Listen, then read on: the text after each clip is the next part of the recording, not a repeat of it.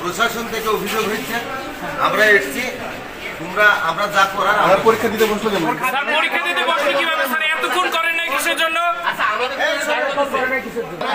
sir পরীক্ষা দিতে পারবে না স্যার পরীক্ষার পরিবেশ নষ্ট করতে চায় না পরীক্ষা দিতে পারবে না পরীক্ষা দিতে